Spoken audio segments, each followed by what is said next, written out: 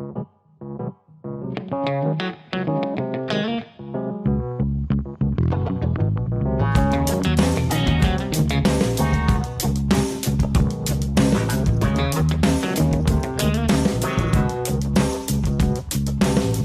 guy, welcome back TV spoilers. Young and the Restless reveal that Kane doesn't step into this war with clenched fists or loud threats because he understands Victor never truly wins by raising his voice.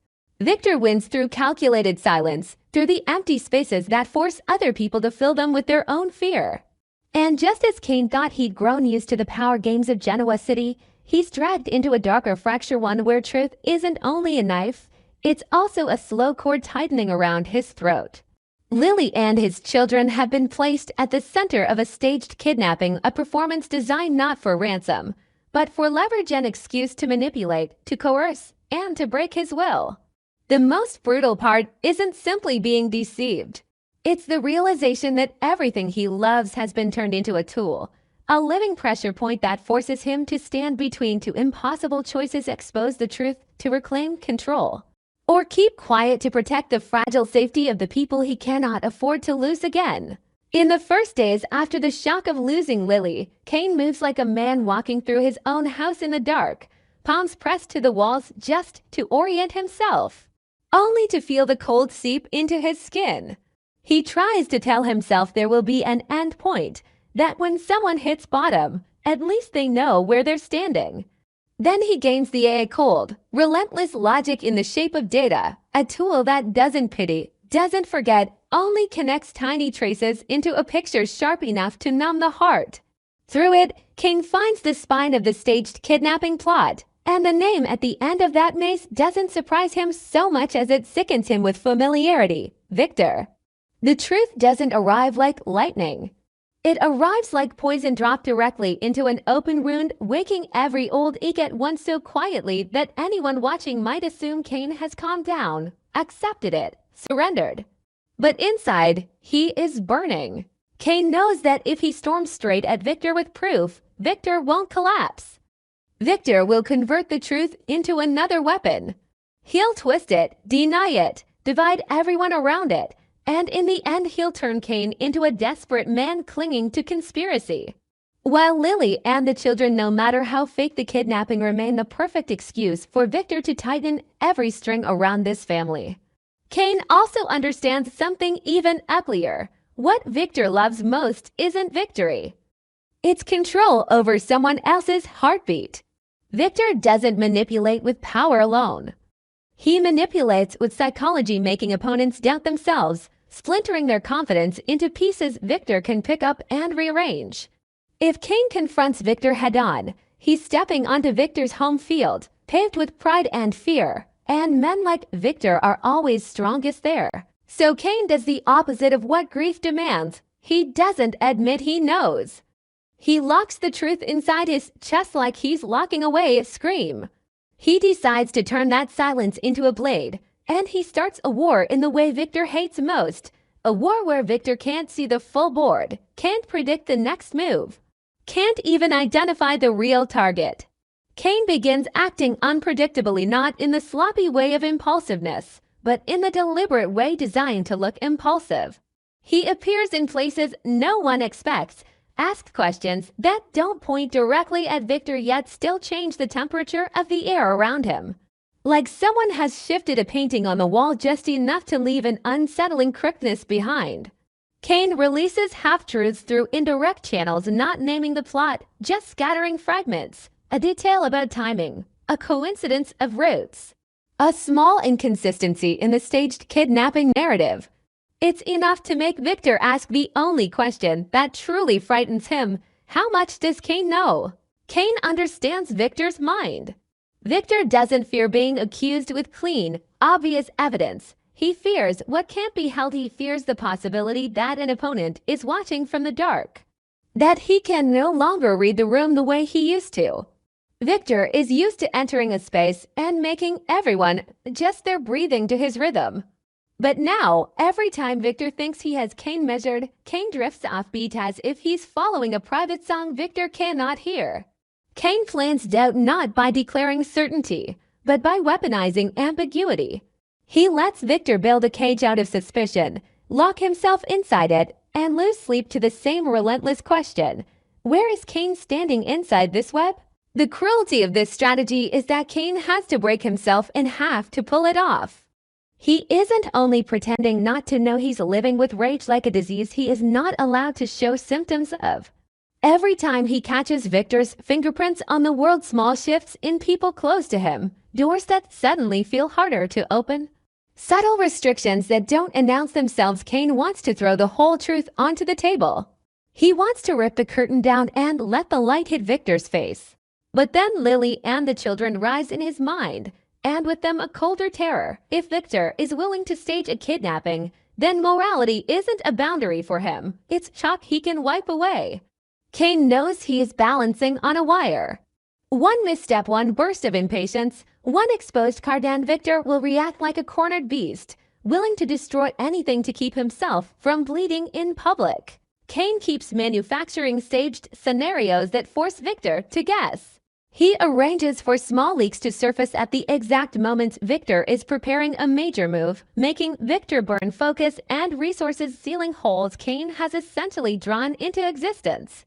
Kane lets Victor overhear supposedly casual comments, someone referencing a detail that echoes the plot. A place name that lights up an old link in the staged kidnapping chain, and then Kane disappears from view like a ghost. Each time, Victor is pulled into the compulsion to control. He has to know who spoke, to whom, why, and where Kane stands in it all. The more Victor tries to tighten his grip, the more he reveals his deepest weakness, his obsession with nothing existing outside his reach. That unease begins to eat at Victor in the quietest way. It starts with small shifts. Victor becomes hypersensitive to insignificant details, asks more questions, checks and rechecks, looks at his closest people like they could be allies and threats at once. Then that expands, spreading like a crack in glass. When Victor begins suspecting even those nearest to him, his power stops being a solid wall and becomes a locked room where he sits alone with the echo of his own thoughts. Kane sees it and feels two things at once: satisfaction and a chill, because he knows what Victor is becoming: confused but still proud, disoriented but still convinced he has the right to crush whoever he needs to in order to regain the high ground. Kane doesn't let the advantage intoxicate him. He knows this isn't a childish scare tactic. This is psychological warfare between two men who understand that whoever controls the other's fear controls the game. Kane is countering Victor with Victor's own prize tool: manipulation. The difference is motive. Victor does it to possess. Kane does it to protect.